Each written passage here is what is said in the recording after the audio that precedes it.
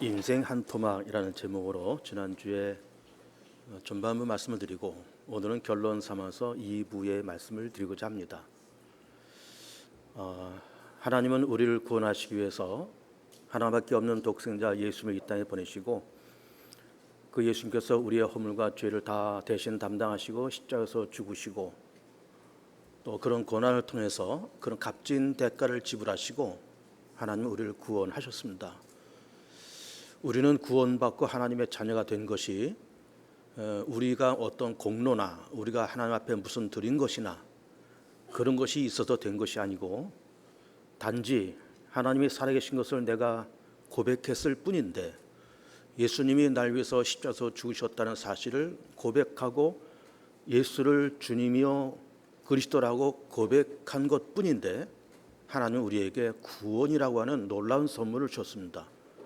하나님의 자녀로 삼으시고 천국 백성 삼으시고 우리를 의롭다 말씀하시고 또 우리를 거듭나게 하시는 그런 하나님의 큰 축복이 그 구원의 내용 속에 들어 있습니다.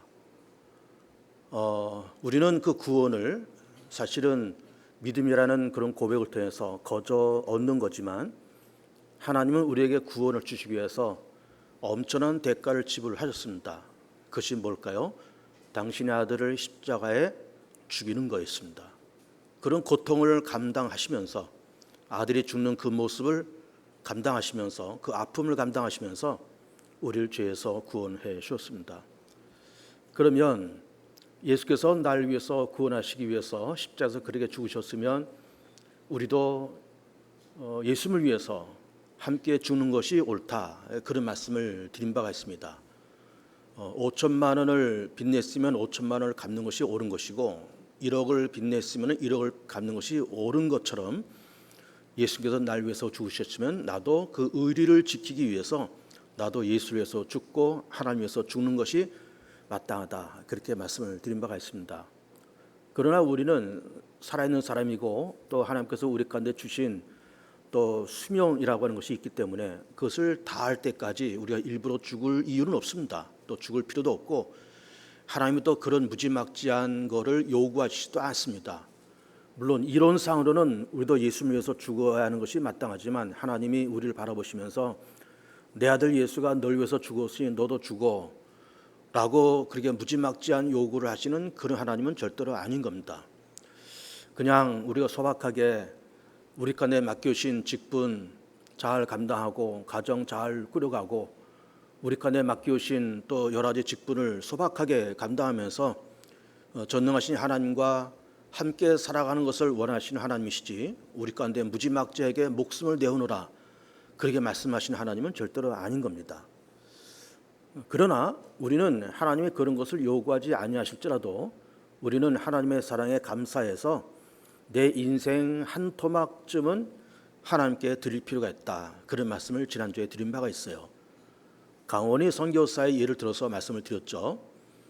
89세 일기로 얼마 전에 돌아가셨지만 한 40년 전쯤에 네팔 선교사로 그리고 또 방글라데시, 또 스리랑카, 또 아프리카의 에티오피아까지 가서 선교 사역을 하다가 얼마 전에 그렇게 돌아가셨습니다. 인생 한 토막을 드린 분이죠. 그의 부인 되는 그 권사님께서 한국에서 계속 지내자, 하나님께서 안정된 직업도 주시고 우리가 다 사회적으로 다 인정받는 그런 위치에 있는데 우리가 어떻게 그렇게 낯선 곳에 가서 그렇게 살 수 있겠냐라고 말렸을 때 그 강원희 선교사가 그런 말씀을 하셨다는 거잖아요. 하나님이 우리를 위해서 독생자도 그렇게 십자가에 내오셨는데 우리가 하나님을 위해서 인생 한 토막쯤은 드릴 수 있지 않냐, 그 인생 한 토막이라는 말을 그 강원희 선교사께서 하셨다라고 지난주에 말씀드린 바가 있습니다. 그러면서 사실은 지난주에 말씀 안 드렸지만 그 인생 한 토막 가운데서 머리도 말고 꼬리도 말고 인생 중간 한 토막을 드리자, 그런 얘기를 했습니다. 사실은 인생 중간 한 토막을 드리자. 그래서 우리도 한 토막을 드릴 수 있는 그런 삶이 필요하다. 그러면서 그 한 토막은 하나님을 복되게 기쁘게, 예수 그리스도를 복되게 기쁘게, 교회를 복되게 기쁘게 하는 것이 인생 한 토막을 드린 것이다, 이렇게 말씀을 드린 바가 있어요. 오늘 성경 본문은 골로새 1장 말씀을 선택했습니다. 사도 바울이 골로새 교회에 보낸 편지입니다. 그러면서 이 말씀 속에 가장 중요한 말씀은 그 첫 절에 나와 있어요. 예수 그리스도의 남은 고난을 그의 몸된 교회를 위해서 내 육체에 채운다, 이런 말씀을 하시고 있습니다. 예수 그리스도에게 남은 고난이 뭘까? 이런 겁니다. 그럼 예수님의 십자가의 그 희생이 우리를 구원하는 데에 뭔가 부족해서 사도 바울이 그거를 채우려고 하는 것일까? 그런 것이 아닙니다. 예수님의 십자가는 하나님께서 인간을 구원하시는데 충분한 사건이에요. 거기에 뭘 더할 것도 없고 뺄 것도 없이 예수님의 십자가 사건만 가지고도 우리는 구원받고 하나님의 자녀들인데 아무 문제가 없습니다. 믿음으로 고백하고 예수님을 나의 주님으로 고백하고 예수께서 날 위해서 십자가로 죽으셨다는 그 고백을 하는 것만 가지고도 우리는 구원받는데 아무 문제가 없습니다. 그러나 사도 바울이 다메섹 가다가 예수를 만나고 성령 받으면서 깨달은 바가 있습니다.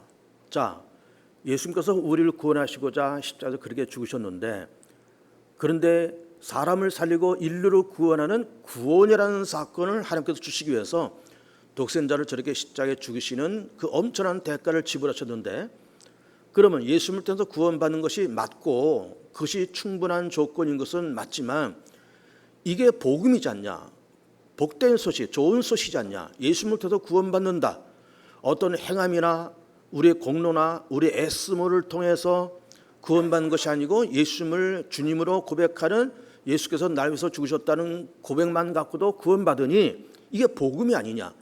그럼 이 복음을 그냥 예수께서 십자가로 죽으시고 부활하신 것만 갖고 그냥 끝나버리면 이건 안 되지 않냐. 이 좋은 복음이 땅 끝까지 가서 전파되고 믿는 사람의 수가 많아지고 교회가 세워지고 그러면서 가는 곳마다 예수 믿는 사람들이 많아져서 구원받는 자의 수가 많아져야 되지 않느냐라는 생각을 갖고 그 남은 고난이라고 하는 이런 말씀을 이제 하시는 겁니다. 그럼 여기서 말씀하는 남은 고난이라고 하는 것은 예수님께서 십자가를 통해서 인류를 구원하신 데 충분한 그런 사건이지만, 남은 고난이라는 것은 그 십자가의 복음이 전파되고 교회가 세워지는 그 사건, 그걸 얘기하는 겁니다. 전파되어야 된다, 그리고 교회가 세워져야 된다. 이것이 남은 고난이고 그것이 자기의 사명인 것을 깨닫고 그 남은 고난을 몸된 교회를 위해서 내 육체에 채운다, 그런 얘기를 하고 있는 겁니다. 육체에 채운다는 말이 뭘까요? 그렇게 복음을 전하고 교회를 세우는데 육체적인 고생이 있을지라도 그걸 감당하겠다는 거잖아요. 육신적인 고생, 힘들고 먹지 못하고 자지 못하고 파손당하고 동지의 위험, 이방인의 위험, 각종 위험이 있을지라도 그것을 뚫고 나가서 복음 전하고 교회를 세우는 그 일을 내가 하는 것이고 그것이 그리스도의 남은 고난이다, 그렇게 생각했고, 사도 바울은 다메섹 가다 예수 만난 이후에 수십 년 동안 그 남은 고난을 채우기 위해서 1차, 2차, 3차 전도여행을 하고 마지막 4차에 로마에 가서 거기서 순교를 합니다.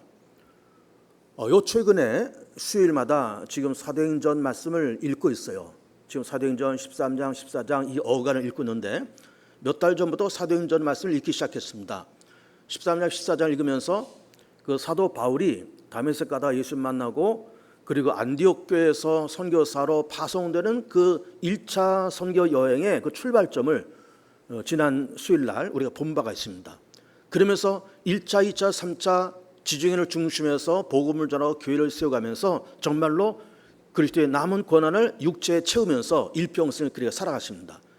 그러니까는 지난주에 강원희 선교사 얘기도 했지만 인생 가운데 한 토막을 들인 강원희 선교사나 지금 그리스도의 남은 고난을 자기 육체에 채운다 하면서 복음 전하고 교회를 세우는 일에 앞장서서 하고는 이 사도 바울이나 정말로 인생의 가운데 한 토막을 하나님께 드린 그런 모범적인 하나의 예다, 이렇게 볼 수가 있겠습니다.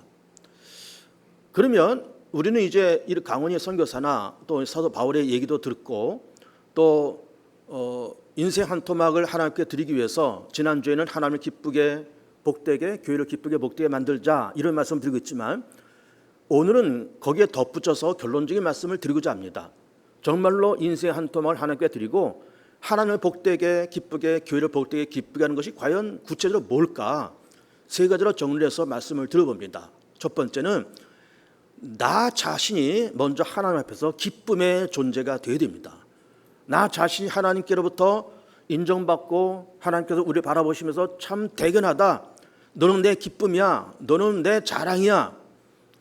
너는 내 삶의 한 분깃이야 라고 인정받을 만한 그런 삶을 사는 것이 하나님을 기쁘게 해드리는 거예요.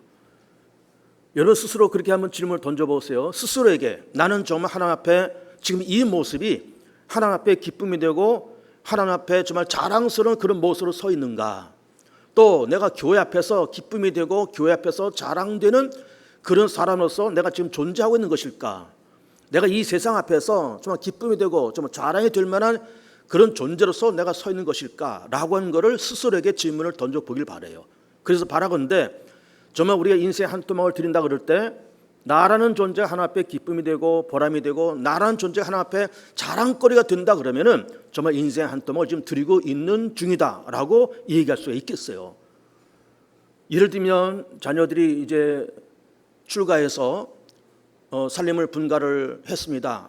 그러면서 아들 딸들이 나가서 살면서 직장생활 잘하고 가정생활 잘하고 그 직장에서 인정받고 이렇게 돈벌이도 잘 되고 그러면 아이들 잘 기르고 그러고 있다는 소식을 들으면은 참 부모는 굉장한 기쁨인 거예요. 이렇게 어렵게 해서 뭐 장가 보내고 다 출가시켰는데 뭐 그냥 직장에서 다 말아먹었대, 사업하다 다 말아먹었대, 가정 깨졌대, 이런 말 들으면요, 이게 부모의 가슴에는 굉장한 아픔이 되는 거예요. 그러니까는 인간 사회 속에서도 부모와 자식 사이 속에서도 자식이 나가서 잘 되고 돈 벌고 가정의 건실하게 서 있다 그러면 부모가 기뻐하듯이 하나님 앞에서 내가 이 땅에서 하나님 앞에 기쁨의 존재가 되고 자랑스러운 그런 존재가 되고 하나님께서 보시기에 대견스러운 존재가 된다 그러면은 정말 우린 인생의 한 토막을 드리고 있는 중이다라고 말할 수 있겠다라고 하는 것입니다. 스스로에게 그런 질문을 던져주셨으면 좋겠어요. 나는 정말 하나님 앞에서 자랑스러운 존재일까? 하나님이 나를 바라보시면서 넌 정말 내 자랑이야. 너는 정말 대견해. 너는 내 기쁨이야 라고 그렇게 인정받을 만한 그런 삶이요 그런 존재일까라고 하는 것을 스스로에게 던져보시라 그런 이야기예요. 두 번째로는 우리는 이렇게 직장생활도 하고 돈벌이도 하고 바쁘게 세상을 살아가면서 모두가 다 힘들게 바쁘게 살아갑니다. 직장생활, 가정생활, 아이들 기르고 먹이고 공부시키고 정말 바쁘게 눈코 뜰 새 없이 다 그렇게 살아가요. 그러다 보니까는 우리가 뭔가 아쉬워져 가는 그런 부분이 있습니다. 그것이 뭔가 하면은 우리 영혼의 고갈이 와요. 바쁘게 살아가는 건 좋은데, 그래서 직장 생활을 잘해서 인정받고 뭐 돈도 벌고 재테크도 하고 다 좋은데 그렇게 동분서주 뛰어다니면서 우리 영혼에 고갈되는 문제가 생긴다 그 말이에요.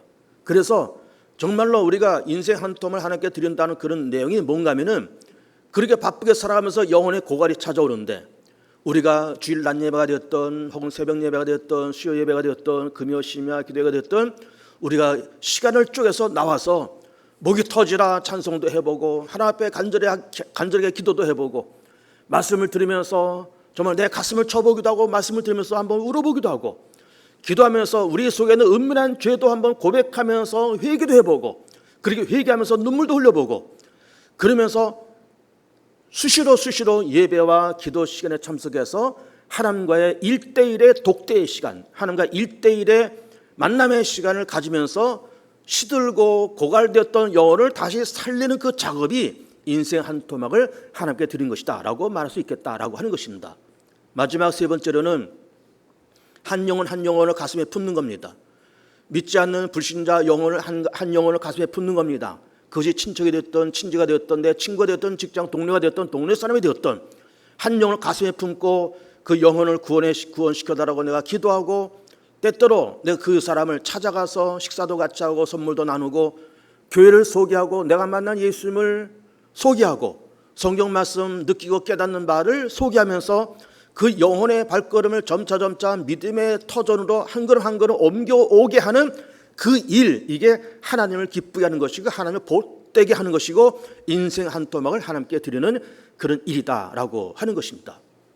우리가 꼭 사도 바울처럼 살 이유는 없습니다. 우리가 꼭 강원희 선교사처럼 40 중반에 히말라야로 들어갈 이유는 없습니다. 예수가 나를 위해서 죽었으니 나도 예수에서 죽어야 된다. 하나님께서 우리 가운데 목숨을 원하시지도 않습니다. 하나님은 그렇게 무자비 하나님이 절대로 아니고 비상식적인 하나님도 절대로 아닌 거예요. 그러면서 그러면서 말씀드린 것처럼 한 영혼을 가슴에 품고 내 영혼의 고갈된 부분을 채우기 위해서 시간 교회 와서 예배드리고 말씀 듣고 찬송하고 목이 터지라 기도하고 우리의 죄를 회개하는 그런 작업을 해보고, 더 나가서 나라는 존재가 하나님 앞에서 기쁨이 되고 보람이 되고 하나님 앞에서 정말로 자랑거리가 되고 대견스러운 그런 존재로서 정말 서 있느냐, 그렇지 못하다 그러면 우리가 뭘 해야 되느냐라고 하는 것을 스스로 답을 찾고 스스로 그 현장 가운데 뛰어 들어갈 수 있는 용기가 있기를 축복합니다. 인생 한 토막을 하나님께 드리면서 우리도 주님 앞에 갔을 때 하나님 부족하지만 나도 이러이러한 인생 한 토막을 하나님께 드린 바가 있습니다 라고 고백할 수 있는, 하나님께 말할 수 있는 그런 재료가 우리 모두에게 있게 되기를 축복합니다. 기도합니다. 영광과 존귀와 감사와 찬송을 전능하신 하나님 앞에 올려드립니다. 인생 한 토막을 하나님 앞에